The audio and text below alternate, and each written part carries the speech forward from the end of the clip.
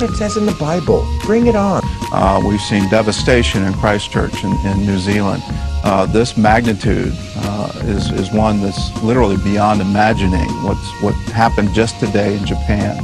So we'll see more of that. The one warning in these end times is, let us make sure that our love does not grow cold. And we're seeing that from, Jesus says it's from a rise of lawlessness that many, their love will grow cold. So as Christians, we need to watch our love to make sure we're still loving, we're still helping those in need. My son might have been engulfed by the tsunami. I hope he is taking shelter somewhere. I'm struggling to locate him. Bring it on. This is Sky 13 video showing how far the fish kill extends. Fish and wildlife officials say they don't see a problem with boaters maneuvering around the carcasses. They do not recommend people eat them.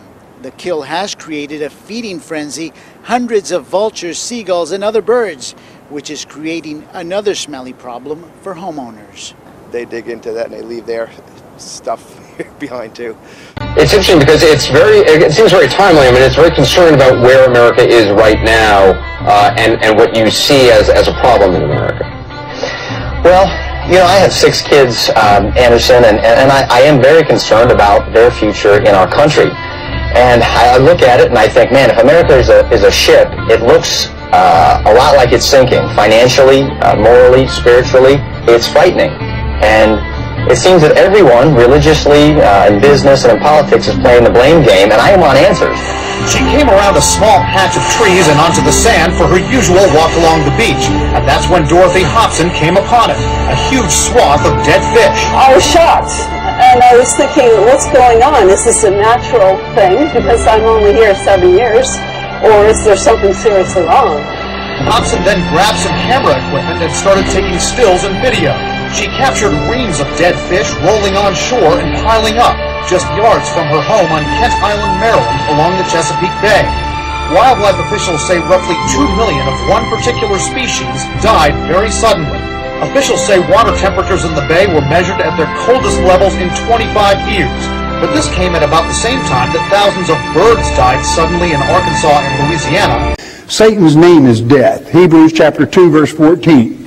Satan, that old devil which is called death.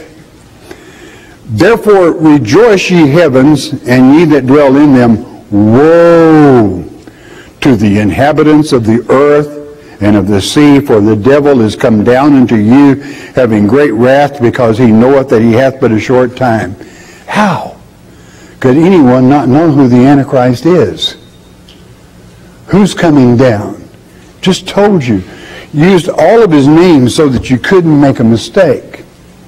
The old serpent, the dragon, the false prophet, Antichrist, little horn. I could go on and on. The vile person. How easily can you be deceived?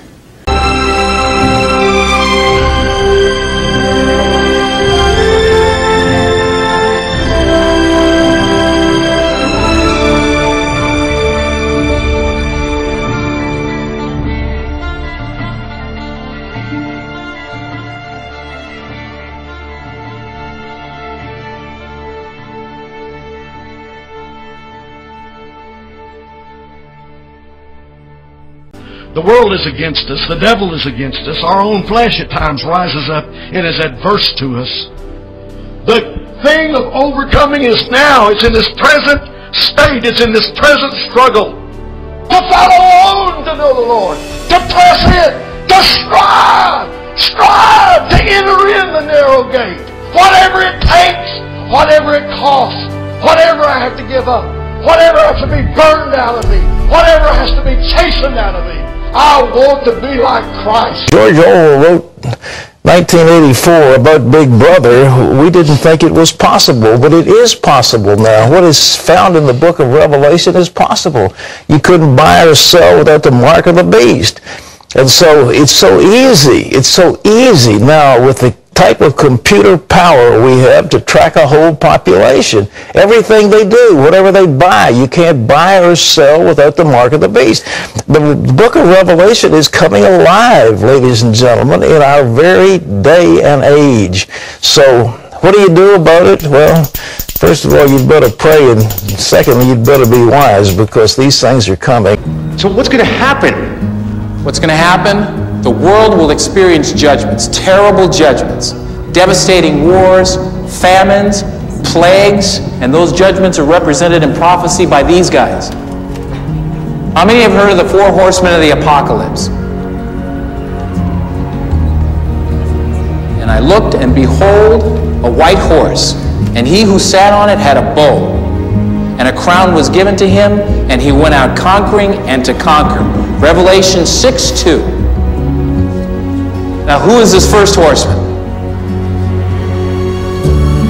I believe he represents the Antichrist, and his purpose is made clear by the 2 words, to conquer. Is he going to kill us all? No, no. Other passages make it clear that he will triumph not through force, but through diplomacy, through peace, through a false peace that promises world unity. Does that sound familiar to anyone? I am troubled by the developments at the Wailing Wall.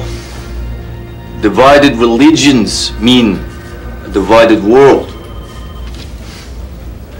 These men, these self-proclaimed preachers, are dangerous. Why don't you just arrest them?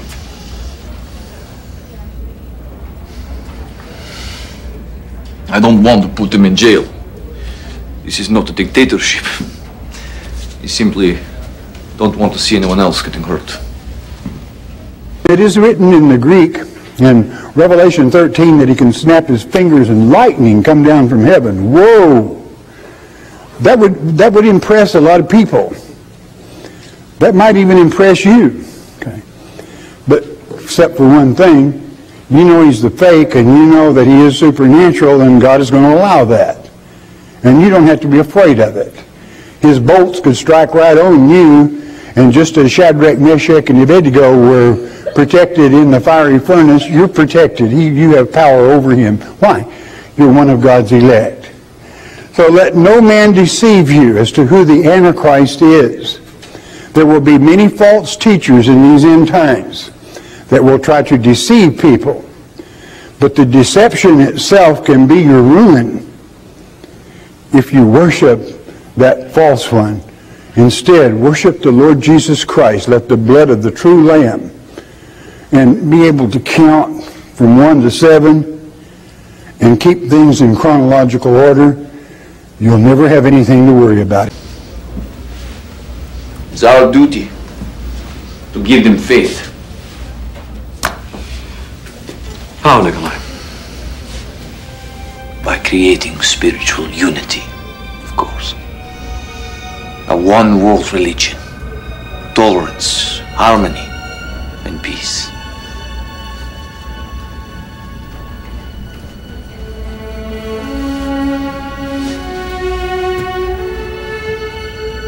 How does this create harmony? Yes, Mr. President? Go Channel 10. Then give me the Buck Williams report. Right away, sir. I believe people are finally ready to accept it. A united global society. The world will follow us to peace. The beast on the East River, the UN threat to America's sovereignty and security. It's actually a good read. I was having it over the weekend, so I recommend it. Nathan, this is I mean, you raise some issues in this book that I just find incredible, that you actually think the UN is a threat to American sovereignty. Why do you say that? Well, when you look at the research and look at the documentation, when we ratified to become part of the UN in 1945, the United Nations was set up to protect the sovereignty of the U.S. But now when you look at from education to environmental control to population control to our military, they are destroying the Constitution of the United States. So we've had this dollar reserve system that's lasted an unbelievably long time, from 1971 up until now. But the financial crisis has put a nail in the coffin. That is over. The only question is what is going to replace it? And now they're getting together. It's called the G20 Summit. Many, many nations will be coming together to try to devise this new monetary system. Some people call it Bretton Woods II. Others have called the system we have today as Bretton Woods II, but that's irrelevant. But the big question is what are they going to come up with? One thing I can tell